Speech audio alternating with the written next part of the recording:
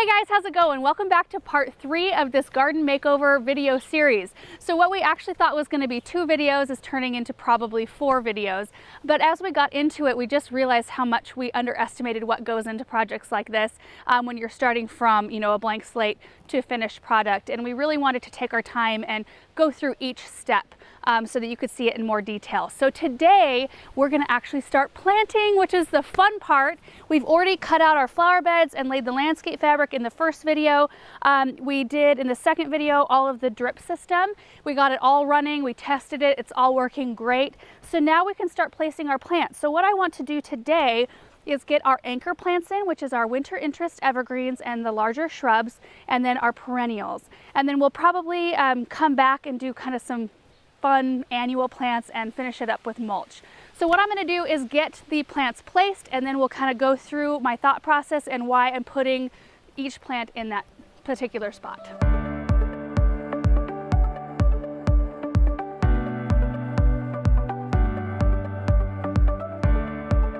All right, so we've got all of our anchor plants placed, and I think it's going to look so pretty. I love when I start to see some color go into flower beds. So I want to go through each one of these plants and kind of talk about how they're going to grow in the space and why I put each one where I did. And this was a really fun landscape to work on because I asked our friends, like, what do you envision for the front of your house? So we kind of did a little dreaming. We shared some pictures of plants back and forth, and we settled on kind of a really simple palette. We wanted to make sure that there was a lot of interest just in leaves. Leaf color and texture, we wanted to make sure there was all different colors, so yellow, blue, green, and red. We wanted to make sure it was very strong in that, and then we were going to fill in with some beautiful other, perennials and annuals that mainly just had white blooms. So I was just so excited because I love that sort of look in the garden. So the first plant I have right here, and you'll notice that I did put evergreens pretty much in on most of the corners because that is kind of a good weight for your house. It's a good even distribution for winter interest. This is called a soft serve gold false cypress. I love this because of the obvious. The foliage color is just beautiful. It's the bright yellow. The interior is more of a green, and then the tips are more yellow. And I do like kind of the free form that its structure has. It's not very tight. It's a little bit more architectural. And this one will grow about 6 to 10 feet tall and only about 5 feet wide. And when I say 5 feet, that's 2.5 feet from center. So you take the center of the plant, you go out 2.5 feet on either side, and you get a 5-foot wide shrub. So I think that that's going to be perfect for this space right here. And then we move on to the Winecraft Black Smoke Bush. Now we have done specific videos on many of the plants that I'm using in this landscape when I planted them in our own garden. I will try to remember to link those down below if you kind of want to dive a little bit deeper into the details of each one of the plants. But I chose this because, one, the contrast here is just phenomenal. That bright yellow with this deep dark purple. Now this is a smoke bush, unlike other smoke bushes that you might be familiar with. This one stays smaller, so about topping out 5 to 6 feet tall and wide. So it doesn't get enormous like 12 feet or 15 feet like you can see some of the other smoke bushes growing, and it maintains this really dark color, and the blooms are gorgeous too. I love smoke bush blooms because it adds such a unique texture, and they're really great in cut flower arrangements as well. Moving on, we've got some Kodiak orange Dervellas. Now this is one that I've only been really familiar with in the past few years, and I planted 3 of these in my own garden, and they're doing really well. The thing I like about these, when the foliage emerges in the spring, it's a really beautiful orange color, and then it turns orange again in the fall. So we've got some gorgeous fall interest in here, among the other colors we've got going on. These grow about 3 to 4 feet tall and wide, so there'll just be a nice green accent in here, but they bring, of course, the color I just talked about, but they also have gorgeous stem colors. So it's got these beautiful red stems, and they do bloom, and they're blooming right now, and their blooms are kind of a soft yellow. So I figured that we could get away with that, even though we're going with kind of more of a white color scheme, because they're not really big. So they don't really stand out hugely. They're just a really dainty bloom. Next, we've got the Sester's Dwarf Spruce. Now, Sester's Farm, which is in Oregon, actually sent this spruce out to us for this project. And I just love this evergreen because you don't find blue evergreens that stay small very often. And this one will grow, and I'm going to check the tag here because I want to be sure, about in our area anywhere between maybe 8 and 10 feet tall, and it'll fill in this space, maybe 4 or 5 feet wide, and it just maintains this beautiful color and this kind of more tight structure. So I thought it would be perfect because we've just got blank wall here. We need something, an anchor, weighty piece right here that would look really cute with Christmas lights. Another Kodiak orange Dervella here. And then we've got a Box Ilex, which is another evergreen. So again, it's kind of on the corner of this flower bed. And these grow about 2 to 3 feet tall and wide, and they've got these glossy green leaves. It's in bloom right now. I mean, gorgeous little white blooms all over it. And I love this plant because, you know, it's like a soft texture. It's like a boxwood. In fact, you might think it's a boxwood from a distance, and then you get closer and you think, oh, what is that? So it's just a really good alternative. If you have like boxwood blight, or if you deal with any issues that kind of come along with boxwoods in some areas, this is a really good alternative. And then I did place a couple containers. These are the bleaker containers from Crescent Garden, and I just thought they would be a really fun vertical interest. Our friends do kind of tend to like a little bit more of a modern, clean look. So I thought that these would be absolutely beautiful. And then the other area we have here, I will be putting a few perennials in, but we are going to be putting in quite a number of annuals as well. So let's go over to the other side. It is a little windy, so we're dealing with plants toppling over a bit. This right here is a lemony lace elderberry. We just got through planting, I think, four of them in our own landscape underneath a pine tree. And I love these because of the finely cut foliage here.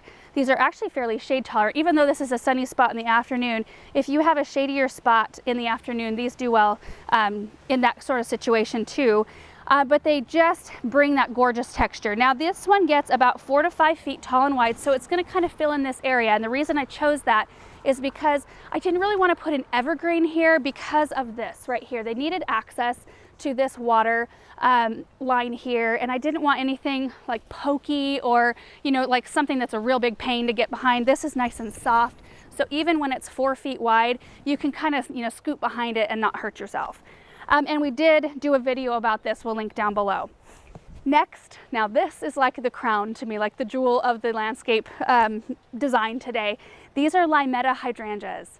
And I chose these specifically because of how well they contrast the color of the house.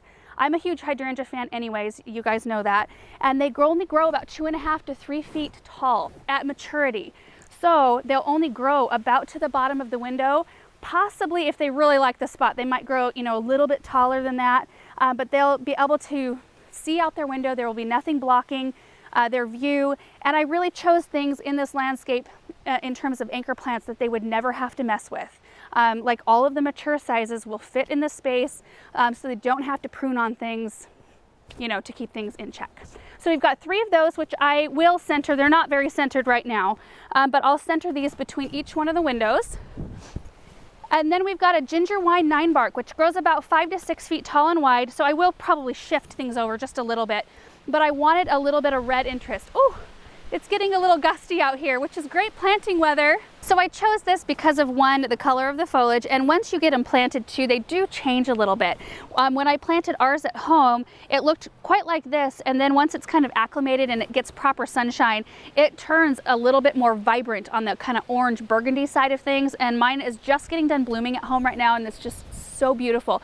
Really like creamy colored blooms, and I love the color of the stems. So you still have that interest even through the winter. And then the last few plants we have here, this is called an indigo eyes pine. And if you get close, you can see why it's called indigo eyes. The little cones are blue.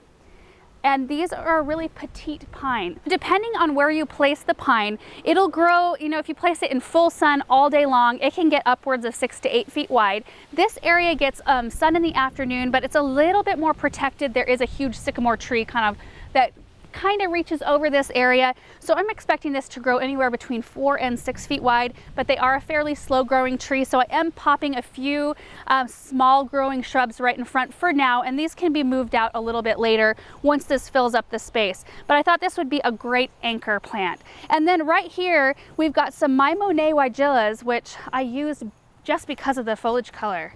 I mean, that really kind of light green with the white edges, and they only grow about 18 inches tall and wide. So I mean, we're not going to get an enormous amount more growth. They'll just be this nice little moundy shrub that contrast beautifully with the pine. And then, like I said, once, like in years, once this reaches maybe a little bit wider, these can be moved somewhere else. These do bloom pink in the spring, which I was going for mostly white blooms, but they're not huge blooms, so they don't like jump out at you. So I don't think that they'll look odd. In fact, I think it'll be kind of nice to have a little spot of color over here in the springtime. And then we're gonna work a few more annuals and maybe a few perennials in the front here. So those are all of our anchor plants, and I just really wanted to stop and go through all of those because that's what's gonna create the main part of the structure of our flower beds. And then I usually go in and fill in with what I call fluff plants, so our perennials and annuals. In fact, I'm not using very many perennials. I don't even think I'm gonna use any on this side. I'm mainly gonna pop a couple different varieties of things in on this side here. So let me do that and then we'll go over what those are. All right, so I'm only using 3 different kinds of perennials in this whole flower bed, both flower beds. This first one is called Firefly Diamond Achillea, or yarrow. This is actually a new one for next year, and I'm so excited about it. I love the kind of ferny looking foliage. I mean, if it just even was this foliage, I would be happy with this plant because it's just, I mean, look at this. Look at the contrast here, how gorgeous the structures are. But this one does bloom for most of the summer with these nice bright white clusters of blooms, which I think will bring a bright pop to this area. They grow about 2 feet tall and about like 30 some inches wide. So I am kind of spacing them wide enough to where they have room, but also in the end, I do want them to look like a really tight drift of plants. And that's the thing, when you see spacing on a tag that says minimum and then maximum spacing means that's how far you need to space them if you want them to touch in the end. And maximum means if you plant them that far apart, there'll be a little bit of space in between each one and they'll remain individual plants. So that's something I learned not actually that long ago. The other kind of perennial is this lemon jade sedum right here, which we have used in our own garden. And I absolutely adore it because now these do have a little bit of hail damage because we had them outside of our greenhouse and we had a hailstorm come through. So a little bit of damage on the leaves, but they're still looking pretty good. These grow about like 16 to 18 inches tall and 2 feet wide, but they create a beautiful mound, like a really striking tight mound. And then they come out with these, I mean, the flowers are kind of a lightish yellow chartreusey green. They're just a really pretty variation. So I've got 3 on this side and then 2 on the other side I'll show you. So I repeated the achillea right here, 3 of them. And then I've got an Amazing Daisies banana cream right here, just 1. I wanted something that would kind of grow and be a little bit of a fun whimsy spot in this garden to kind of go over the stairs and kind of soften that. They are a very pale yellow color. So I did not go with white here because I am planning on using a lot of white below and in the containers, and I wanted something to just contrast that and look a little bit separate. And then on the other side, if we run over here, I've got the 2 other sedums right here, and then in the front is where I'm going to be putting some gorgeous annual color. So let's get all of these in the ground and then take a look at what it looks like.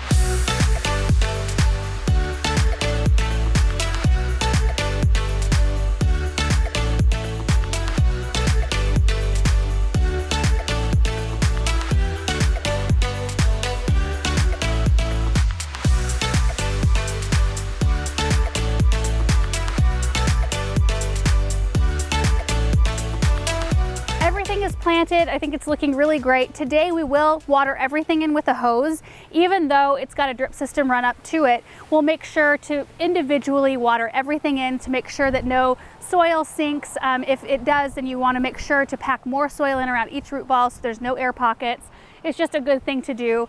But I think it's going to fill in absolutely beautifully. And then I left this space right here for annuals because I've got some gorgeous coleus and supertunias and some other things to put in this space to really bring some amazing interest. And that way, this area right in front of the house typically are the spots where you save for annuals and stuff that has lots of color, or you know, you can change up the look of your area every year if you've got some space designated for that. So I know right now it looks a little bit messy on top of the landscape fabric, but you can really get a good idea as to how everything looks and the network of tubes underneath it. We did have to, since you know, we didn't have the plants placed when we ran the drip tube, we had to shift tubes just maybe an inch or 2, which isn't a big deal. You just pop the landscape staple up, they're flexible, you can kind of push it however you need to accommodate your plant's root ball. But these yarrow right here will fill in and make a beautiful white drift right into there. I'll plant some annual interest in here. I saved a little spot right here for annuals, and then of course right along here. So that is it for this video. If you guys want to see this whole area full of annuals, mulched, pots planted, and the works, make sure to watch tomorrow's video because that's when you'll see the whole place come together. So I hope this video was helpful and maybe gave you some inspiration for your own flower beds in front of your house. We'll see you in the next video. Bye.